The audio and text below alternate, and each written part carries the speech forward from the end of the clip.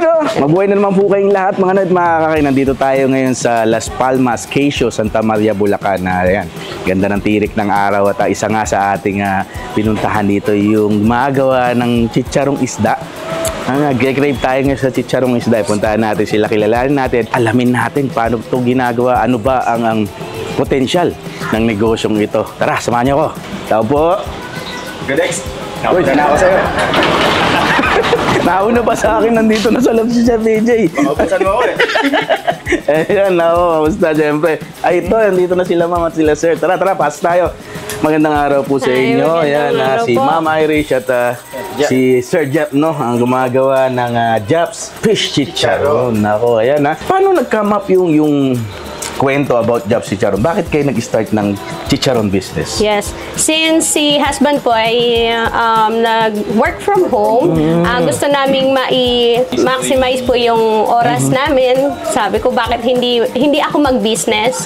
Since may tutulong sa akin na magtingin sa bata dito sa households po. Yeah. Naisip namin na mag-business. Ito nga po, si Fish. Since yung mga anak namin mahilig po sa isda. At saka sa mga pika-pika. Okay, bakit hindi tayo mag-start ng business na pwede rin sa mga kids?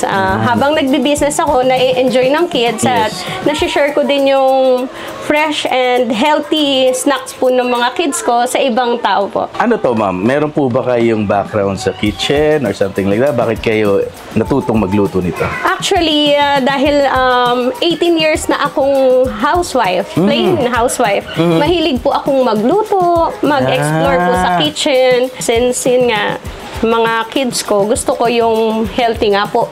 Ang niluluto, no? Okay. Makakain. Paano to, sir? Tinutulungan mo si ma'am sa paggawa ngayon nito, no? Actually, sir, yung idea sa nanggaling, pero the rest sa kanya na. Yung kung paano yung procedure, yung siya na nag-improve. Pati yung asin lahat. Okay. Yung mga packaging, yung... Ito, inisip niyo na lang dalawa, no? At isda, buti nakakakuha kayo ng stock nito, no? Yung mga ganitong klaseng isda. Yun, nag-explore din kami, sir, ng mga kung ano yung pwede naming, anong klaseng fish ang pwede naming ibenta. Yung budget friendly and yung kaya ng mga pangmasa. Okay. Dito ba, sir, ito na matanong ko na lang po, no? Kasi isda mga kakay, no? Maamoy siya, syempre, no? Yung langaw din, kalaban. Kasi malansa. Paano niyo ito minamanage? Yes.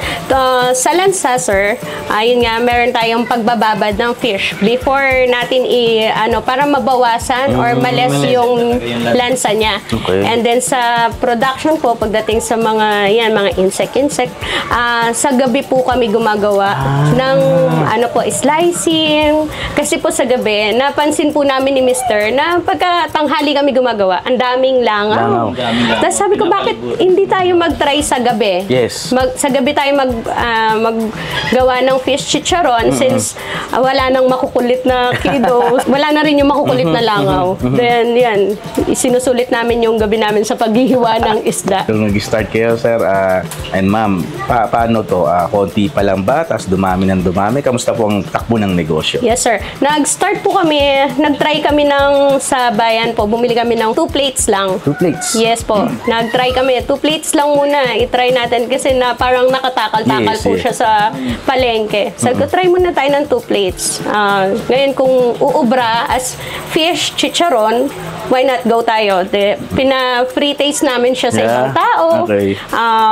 Nakatanggap kami ng response. Maganda yung feedback niya. Okay siya. Konting lang tayo ng taste. Medyo bawas ng alat. Then, ayun. Sa ngayon, yung 2 plates namin every other day, nagiging 40 plates.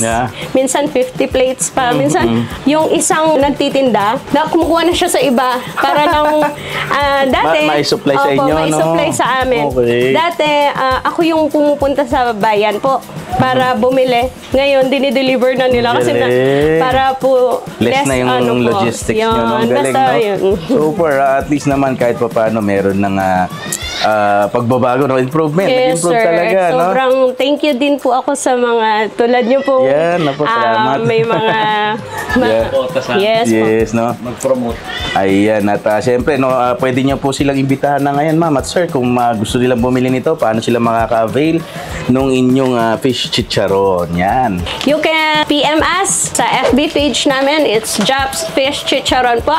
It's fish, not fish. Saka may mga bagong flavors kami nilabas. Chili barbecue, sour and cream, saka cheese flavor. Price niya po is 50 grams is 49 pesos. 99 naman siya sa 100 grams. You can contact us at 0906-044-6090. And every pack po pala ay may libre siyang vinegar sachet. Kada isang pack may libre na siyang suka.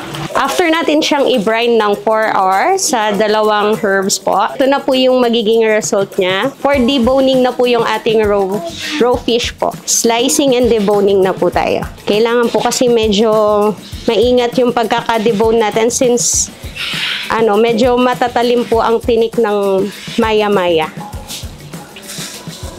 Slice ko po siya ng maninipis. Yan. Para po sa mas crispy po na dating ng ating fish chicharon. Ito po yung pinaka, niya po.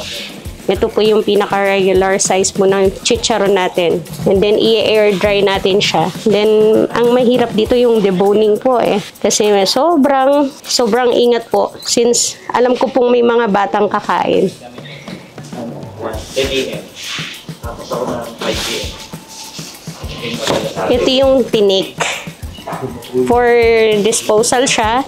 And mas maraming madalas napupunta siya sa mga cats dito.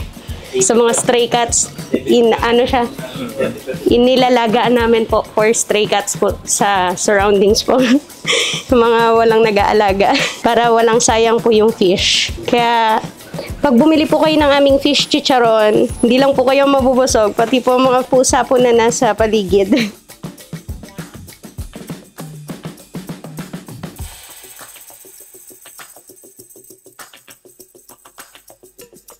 Since natapos na yung ating pagko-coating at mainit na yung mantika,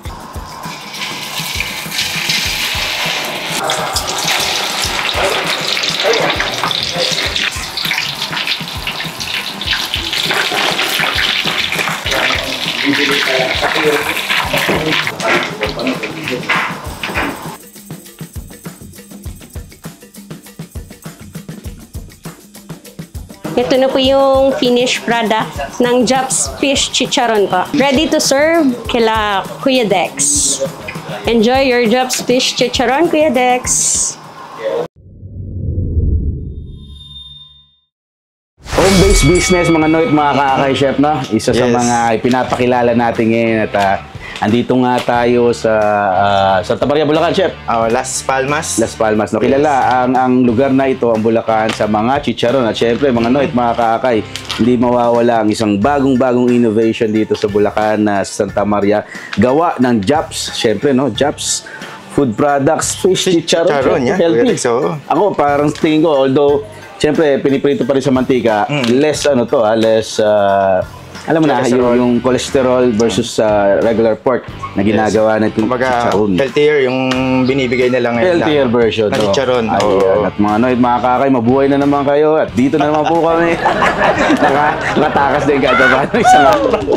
Nagtatawa na tuloy yung JPG dito. Hindi, Chef, yan, di na sanay tuloy. Nangangapa na naman Alam nyo ba, naikwento nga sa atin ng mag-asawa, Chef, madalas, ino-order daw ito, ginagamit nilang ulam na. Pang-ulam. Pang-ulam na kasi nga po isda ito, no? Normally, pag nagpiprito tayo ng tilapia, piprito tayo ng mga isda, no? Yung mga balat ba? Ang sarap din kainin.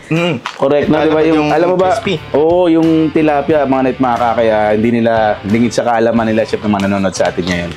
Pag bumibili po ako ng tilapia, hindi ko pinapatanggal yung palikpik, Chef. Oo. Piniprito ko yun, dinadali ko ng ang sarap po nun. Although, yung tinik nun, yung pinaka-fins nun, medyo may tigas siya, pero ang lutong nun, pagka kinagat mo, crispy, ang sarap. Pag maganda nga yung pagkakaprito ko, Dex, pati ulo. Pati ulo, Ubus eh. kinakain mo din yun, ano, ayun, same goes here, no? At syempre, bago pa natin, tikman na natin to, Chef. Buksan na natin to, yan ang binuksan mo isa. Tikman ko itong sour cream. sour cream, Kuya Dex. Ito naman sa akin, ang ganda ang pagkakaselyo po ng packaging, ayan, no? So, meron silang naka-ziplock, okay? Ever di mo maubos. Yes, at ayon nga po dito kila Sir Jeff, isang buwan, Chef, bago daw mawala yung lutong. Ang tagal, oo. tagal ng buhay. Kumbaga na-stress test na rin nila. Yes, siyempre, Hindi rin siya, ano, hindi rin hindi naman malanse, no? Yung amoy niya, gusto ko yung amoy niya, parang pritong isda, no? well, Parang pritong hindi mo isda. talaga may tatago yung amoy ng pagiging isda niya. Seafood ba to? Maya-maya, Chef, no? Seafood. Yes. Yes. So, yan, no? Tikman na natin yan, Chef. Pakalutong. Malutong. Wow! Sarap. Gusto ko yung lasa nito. Mama, Chef. Gusto ko yung original, ha? Hindi ko pa natitikman tong sour cream, ha? Yan natin siya. Masito ko nga yan. Ito, sour cream. May flavor. Meron tayong iba rito, Chef. Alam ko yun. May cheese pa tayo. Tikman natin yung cheese. Ito. Basta tayo sa. Ito, cheese naman. By the way, meron po dalawang packaging dito, ha? Habang binubuksan ni Chef yung cheese. Ito yung 49 grams. Ito yung 150 grams, 100 grams. 49 pesos para sa 50 grams at 99 pesos sa 100 grams. Yun. Hirap pa. Yung cheese. Kuha natin yung cheese. Lutong. Sarap.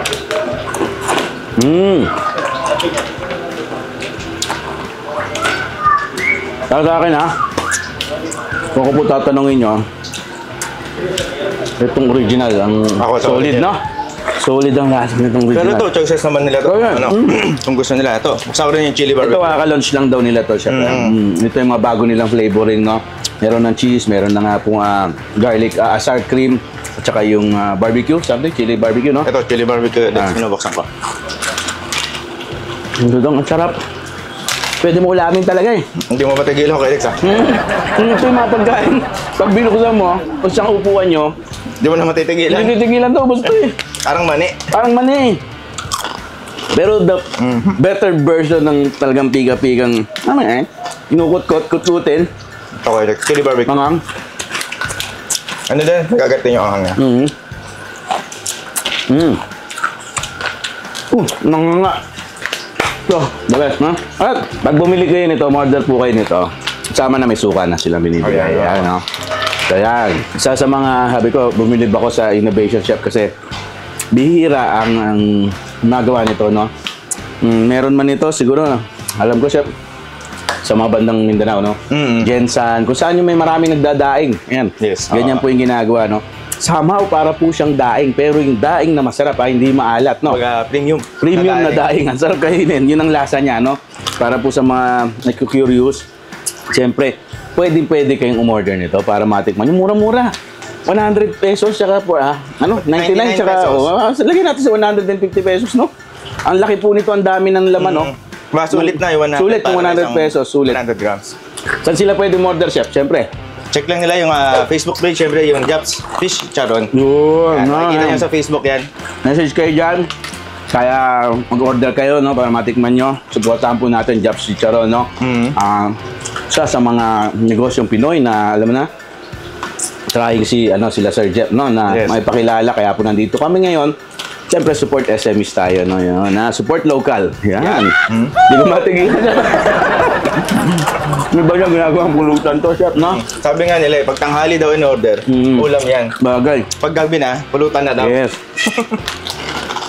Para sa akin, mga net, mga kakay, guaranteed, order kayo, double check sa akin yan. Sarap. Ano pa nga ba, Chef? Ako nga. Ano pa? Hindi ay matigilan. Bago na lahat, maraming salamat po sa inyo. Sa lahat na nanonood na naman sa atin, no? At syempre, no, promote na natin, Chef, ang ating Facebook page, yung Akay ni Solet Facebook page, no? Chef PJ din at ang Kuya Dex Facebook page, pakisupport po. Siyempre, ang Japs Chicharon Facebook page, paki-follow na rin po at paki-like ang kanilang mga posts, no? At higit sa lahat, hindi natin kakalimutan, ito na ang pagkakataon para masabi natin. Oo. 141 Akay ni Sol Party List, no? Yes. Yan ang sinusuportahan natin, pinopromote po natin. Advocacy yan totoo, no? At tunay na pagtulong sa ating kapwa. Kaya po kami nandito ni Chef PJ at sama ng mga ibang vloggers pa na kasama natin, kaibigan natin yan sila. Yun, yun, no? Ako po ang lingkod. Pwede, kasama pa rin si Chef PJ? para sa inyo lahat. Mahal. Bye!